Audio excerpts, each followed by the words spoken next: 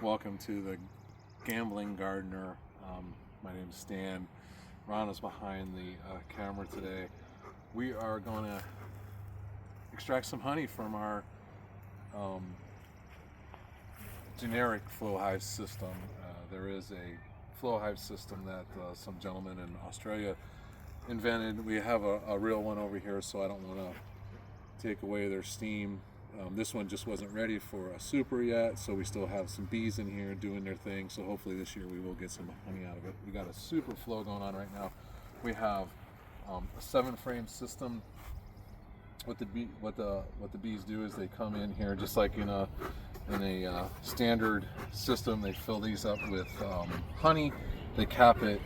But with this system, we don't have to pull the frames out. We don't have to go someplace, scrape the caps off, put them in a spinner to get the hive out, to get the honey out, and extract it that way. This way, it's way less intrusive to the bees. I've already done one earlier. This was capped. What's amazing about this is they're already pulling the caps off of this and starting to fill it again. From what I understand, I was watching the video from the flow hive people, the bees can feel when those are empty. It's like a bass drum. It's got a totally different feel to it, and they're able to feel that it's out of honey. So they already start taking the cap off. And literally, I emptied this one earlier, and I could see the bees already with wax caps in their mouth, moving it to get ready to fill it again. So if you come around here to this side, Rana. Oh, by the way, my name's Stan. This is Rana. Glad you guys are joining us today. This is we're in Raleigh, North Carolina, day before Mother's Day. I think it's well, not I don't think it is Saturday. Tomorrow's Mother's Day. But you can see how they've totally capped this. This is what this white stuff on here. So this honey is ready to come out. What that has done is they've extracted all the moisture content out of it. So we know that this is ready to come out. The moisture content in this is perfect, ready. We're not going to be worrying about that it's got too much moisture in it or anything like that. And when you come back over here and you look at this on this side, where you can, how you know, I know you can't see these, but how you know is this honey is all the way to the outside. This is one that I did earlier this week, and you can see the difference side by side. See how the honey is not all the way to the edge yet? That means it's not capped yet. This one is all the way to the edge. This one's all the way to the edge. This one's all the way to the edge. And this one's all the way to the edge. And we already did this one earlier. We got 3 16-ounce jars out of this. Now we're going to go back to our 12-ounce jars, and we should get four of them out of here. So let's go ahead and do that. What happens is when we pull these caps off, the bees can leak down into these areas. Since this one is done, and hopefully the bees are out of there, I'm going to go ahead and put the cap back on there so the bees don't go in there anymore. So it's just a little cap, goes back in there. Oh, and I closed it. So the way that this works is, you know, a regular hive is, I guess it's, what is it, octagon? I don't know what that's called anyways, but so what it is, it's like this, and it's sealed. And when you take this key, what you'll see here in a minute, you'll hear it, you break it. And so the hive goes like this, and then the honey just rolls down in these hives once it's broke open and goes down into this trough where this spout is coming out, and then flows into that, and then all the honey comes out into these jars. So this is it's just amazing. It blows my mind every time I do it. I'm no more or less amazed than the first time I did it. So let me pop this cap out of here. It's down in here. This is the trough. This is where the honey is going to come out. We're going to stick this tube in there, this spout, and get this a little tricky because it's kind of stuck in there. I should have brought some needle nose pliers out with me. It'd be a little easier to get out, but we'll get this out of here in a second. My fingers are a little too fat.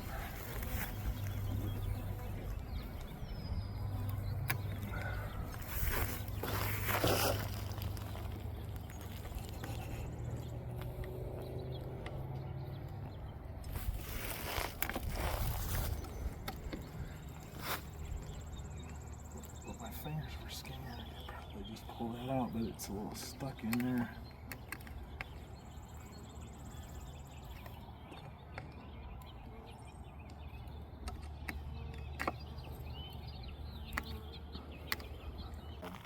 malfunction, again, I want to emphasize this is not a flow hive. This is a generic version of the flow hive. Maybe the flow hive operates a little better. There is certain things to the flow hive that's a little different than this generic model. This tube, for instance, has a on the flow hive has a little key notch on it, so it stops the honey from dripping down back into the hive and stuff. So they have a nicer, their system's a little bit neater, a little more advanced, but it's just like anything now. Anybody can copy anything, right? So we're going to pull this out. I'm going to stick this in there, and then we're going to move it over here to this one. And I'm going to move this one out of the way. I don't need that one. We're going to take this 12-ounce jar, put it under here. All right. We're going to get our key now. We're going to do like I said. We're going to put it in here. We're only going to do a little bit at a time because it is pretty hard to crank it open. So we're just going to maybe go a third of the way. Turn it. And what's happening now is those combs of the honey or the hive are going like this. And letting the honey come out, go in halfway, all right, and then we'll just go ahead and go in all the way, and voila, the honey will start flowing out. Again, today is a pretty warm day, so the flow will be pretty steady and strong, but you can see it starting to come down in this trough right here. We've busted these open. They're going like this. They're moving. So now the honey, look at that honey coming out of there. Look at it. It's so beautiful. It's just amazing. Now, again, the other thing that makes this nice is the bees are still working. They're out front. Ron, if you want to go around, maybe if you can see the bees going in and out of the hive. You can maybe come around this way. And they're still doing their thing. They're still going in and out of the hive. They're still going out, getting their pollen, coming back, bringing the nectar back. They are not interested in what we are doing right now. We are not invading their space and causing any issue to them. They have no problem with us being here, which is a lot different if you were doing this traditional way, where you're pulling because you're pulling the frames out, you're upsetting the bees, you got to knock them off, you got to move them. They're doing, they're not liking that, and plus you're going to lose a lot of bees during that process. We're not losing any bees here. These bees are doing their thing. They could care less what we're doing back here. They know we're here, but they're not concerned about us. They have a job to do. So if you come back over here on this side, Rana.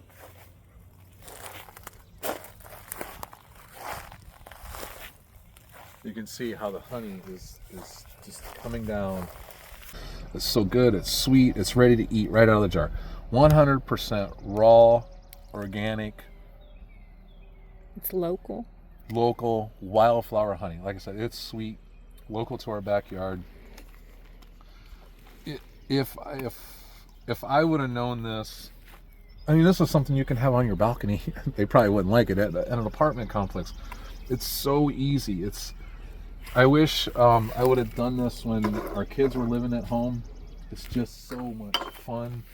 I'm having fun, and I'm a grown adult, and this is great. And we have given some of this away. It's a great gift. It's fun to have. It's so healthy. It's right here in our backyard. I'm just amazed every time I think about this system and how easy it is. And look how quickly we just busted that open. We're already on our third jar of honey. This is just, and it tastes so good. Oh my gosh, it tastes so good. I have a question. Yeah. If you were getting honey from one of the outside frames that has a window, and we're going to do that next. And you crank it, will we be able to see the cap come off? The cap doesn't come off. Okay. That's the thing. The bees don't, they know just by feel what's going on, but those caps aren't going to bust. They're going to stay there. They know now that, okay, I need to fill this back up with honey. So what they're doing is they're feeling that empty cylinder, we'll call it, or empty hive, comb, whatever you want to call it. They know now that it's empty, because when they were over here, it had a different feel on their, I don't know if you call them feet, whatever you call them.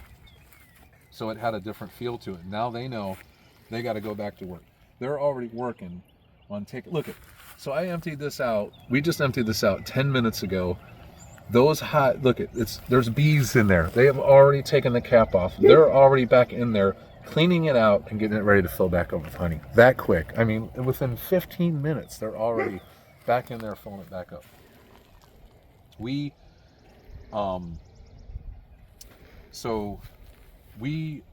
Earlier, we emptied three of these. So this one was the first one we emptied, or emptied probably 2 weeks ago. And lost track of time there. Lost track. See how quickly it happens? We emptied this one out 2 weeks ago, and it's already full and ready to empty again. I mean, so it's just amazing. Like I said, it's just amazing how this is. I have another question. This actually came in from a caller I was on the phone with. Shout out to Ruth Ann. She just wanted Hi, Ruth Ann from Spokane. She wanted to know, and I'm guessing it's the trough. How does the honey not leak into the brood box? Okay, so this is a sealed system, right?